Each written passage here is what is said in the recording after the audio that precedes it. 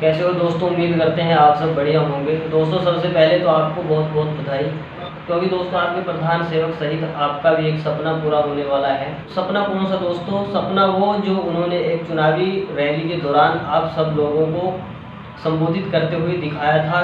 मेरा तो सपना है कि हवाई जहाज पे कौन लोग बैठने चाहिए। ये जो एक बना हुआ है ना, बड़े बाबू, बड़े बड़े लोग, धनी लोग, ये दुनिया उन्हीं के लिए है।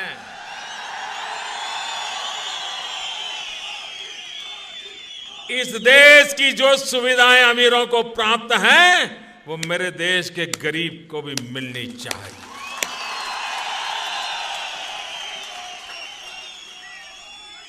जो सामान्य व्यक्ति हवाई चप्पल पहन करके घूमता है, वो मुझे हवाई जहाज में दिखना चाहिए। ये मेरा सपना है।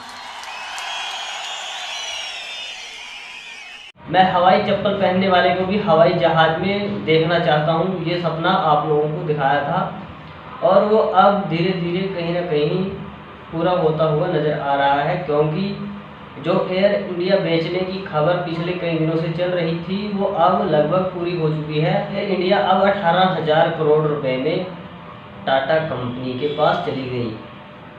ये रतन टाटा का ट्वीट भी आप स्क्रीन पर देख रहे होंगे जो उन्होंने ट्वीट किया है। तो अब ये कन्फर्म है दोस्तों कि टाटा एयर बिक गई। तो अब आपका जो सपना था वो पूरा हो जाएगा, क्योंकि अब वो प्राइवेट हो गई। तो अपना पैसा लगाओ और हवाई जहाज़ की सैर करो।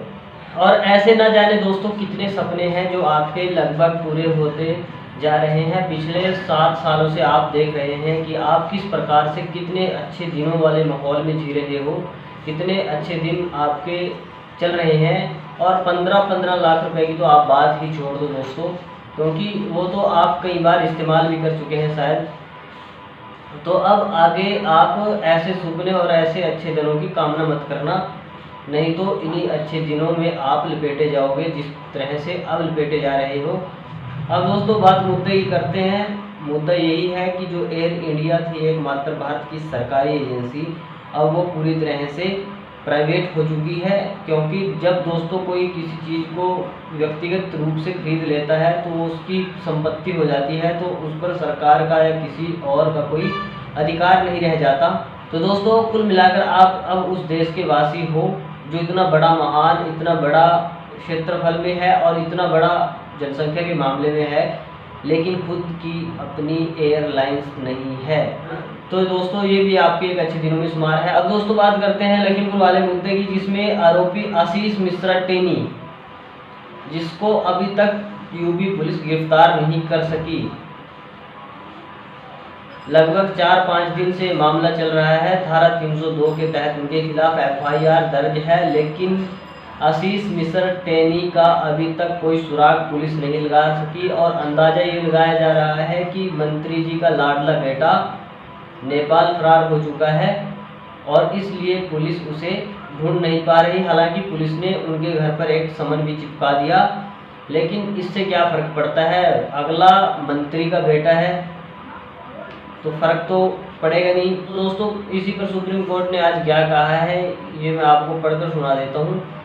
सुप्रीम कोर्ट ने सरकार से पूछा कि आरोपी अब तक गिरफ्तार क्यों नहीं हुआ। इस पर यूपी सरकार की ओर से पेश वकील हरीश साल्वे ने कहा कि पुलिस ने मुख्य आरोपी आशीष मिश्रा को समन भेजा है, तो कोर्ट ने कहा कि वह क्या पुलिस हत्या के हर मामले में ऐसा ही करती है।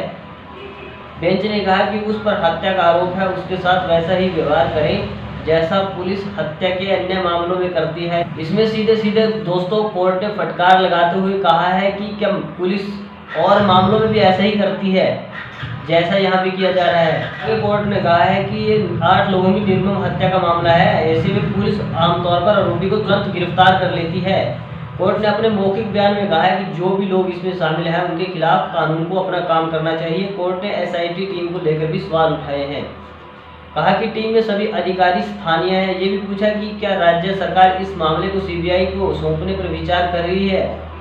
इस पर एक पॉइंट पर चीफ जस्टिस ने कहा कि CBI भी समस्या का हल नहीं है, इसका कारण आप जानते हैं। जी हाँ दोस्तों, चीफ जस्टिस ने इशारे में CBI को भी लपेट दिया, क्योंकि दोस्तों CBI के बारे में भी आप सब जानते हैं कि किस प्रकार से अपना काम कर रही है। को लेकर दोस्तों चीफ जस्टिस साहब ने इशारे में कह दिया कि CBI भी इसका कोई हल नहीं है, कारण आप जानते हो। आगे दोस्तों, यूपी सरकार के वकील हरीश साल्वे ने कहा कि अभियुक्त आशीष मिश्रा को नोटिस भेजा गया है। वो आज आने वाला था, लेकिन उसने कल सुबह तक का टाइम मांगा है।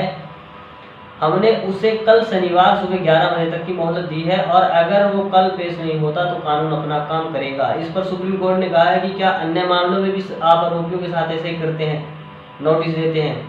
हम जिम्मेदार सरकार और पुलिस की उम्मीद करते हैं। जब हत्या और गोली से घाव के गंभीर आरोप हों तो देश के अन्य हिस्सों में आरोपियों के साथ क्या ऐसा ही व्यवहार किया जाता है? क्यों नोटिस भेजा जाता है कि प्लीज आए और हमें बताएं कि क्या हुआ था?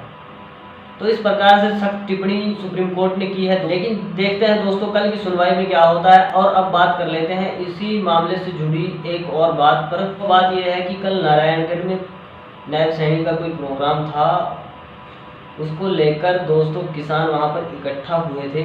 उसको लेकर दोस्तों किसान अपना विरोध प्रकट करने के लिए काले झंडे लेकर इकट्ठे हुए थे। तो उसी दौरान मंत्री साहब की काफिले की एक इनोवा गाड़ी ने एक किसान के ऊपर गाड़ी चढ़ाने की कोशिश की, जिसमें उसको गंभीर चोटें आई।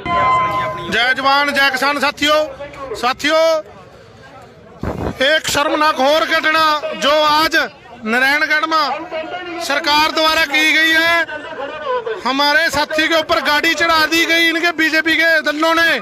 और मेरी आपसे बेनती है अभी ज्यादा से ज्यादा संख्या में किसान साथी नारायणगढ़ पहुंचे और जो हमारे साथी के ऊपर गाड़ी चढ़ाई गई है वो जख्मी है, वो अस्पताल में भर्ती है और अब तक सरकार ने उस पर कोई एक्शन नहीं लिया। कम से कम आधा घंटा हो चुका है। तो प्रशासन से यही बेनती है अभी जल्द से जल्द उसके ऊपर एक्शन ले। हालांकि दोस्तों उसकी जान तो बच गई, लेकिन जिस प्रकार से उसके ऊपर गाड़ी से हमला किया गया वो जानबूझकर एक तरह से जान लेने की कोशिश की गई थी और फिर वही लखीमपुर वाला मामला दोहराने की कोशिश की गई थी।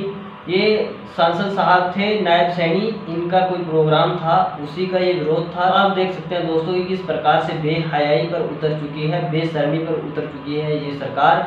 इसको अपने नागरिकों से, अपने किसानों से कोई लेना देना नहीं, इसे बस अपनी सत्ता की भूख है। तो दोस्तों आज के लिए इतना ही। वीडियो के कमेंट बॉक्स में अपनी राय देना मत भूलें और वीडियो को लाइक शेयर भी करें और चैनल को सब्सक्राइब करें। धन्यवाद।